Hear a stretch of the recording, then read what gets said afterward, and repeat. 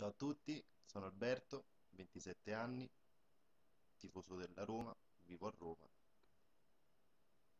per ovvi motivi, insomma. Ciao, sono Valentina, ho 27 anni e sono di Roma e tifo Lazio. Vai, canta. Carina.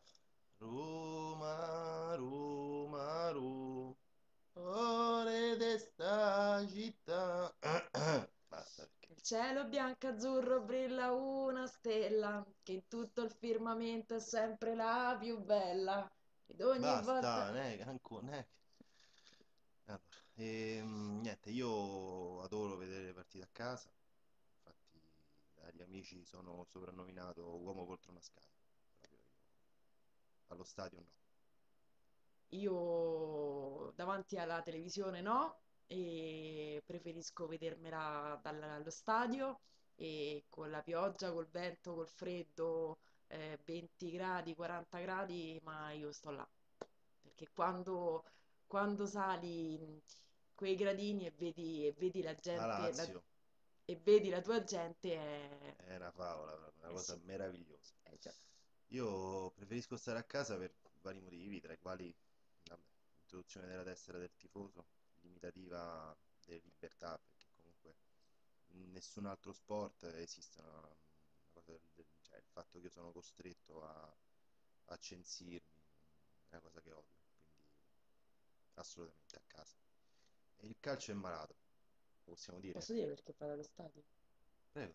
Io vado allo stadio perché, Già detto prima, i gradini. indipendentemente dalla tessera del tifoso, dalla politica che c'è all'interno dello stadio, e la passione va seguita, va coltivata e quindi, E quindi basta. e quindi deve esserci sempre più gente allo stadio.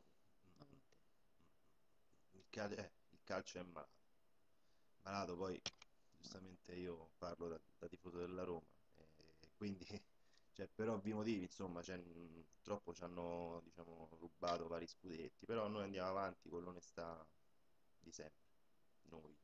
Io penso che il calcio sia malato perché lui dice sempre che c'è complotto per la Roma, contro... perché tutti vogliono male alla Roma e quindi Allora, diciamogli che il calcio è malato. malato, uno dice, però perché continui a seguirlo?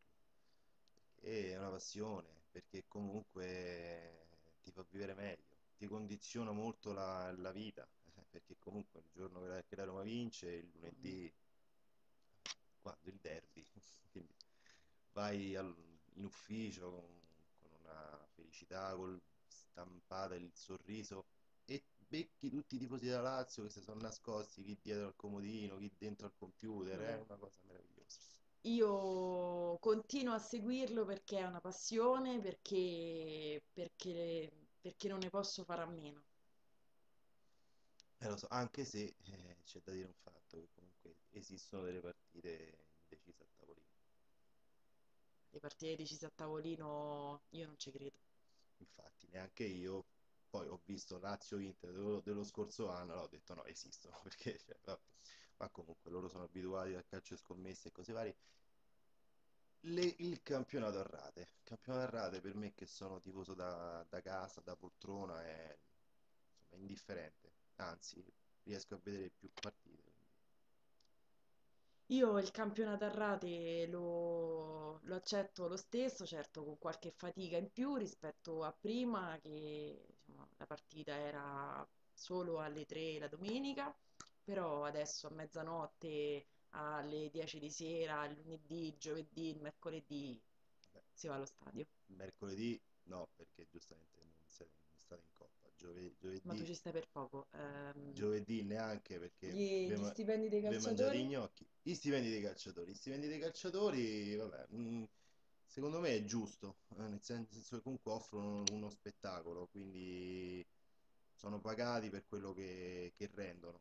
Giustamente se un giocatore guadagna X è perché fa guadagnare alla società e a tutto l'ambiente X più N, quindi secondo me gli stipendi sono giusti. Lo sciopero è scandaloso, ma quello, insomma, vista la crisi generale, vedere i giocatori che scioperano è triste. Secondo me lo stipendio andrebbe diviso tra calciatori e chi li va a vedere, perché hanno tutta questa notorietà solamente grazie a chi li segue, grazie a chi dà i soldi, grazie a chi compra le magliette, grazie a noi. E Grazie, quindi non, grazie, grazie davvero. sciopera chi lavora e il loro non è un lavoro. Eh, Bellissima questa. Cosa vogliamo dire alla Lega? Alla Lega Nord, visto che ci vedono gli amici del Veneto, anzi un saluto ai carissimi amici del Veneto, amanti di Roma, niente, alla Lega Calcio, che secondo me forse neanche un terremoto può smuoverli, perché non è bastato né calciopoli né altre cose, quindi rimarranno lì a vita, sicuramente li seppelliranno in quel palazzo. Io alla Lega vorrei dire che cioè, venissero a Roma, perché ogni anno qua a Roma c'è un complotto contro la Roma e devono fare qualcosa. E dopo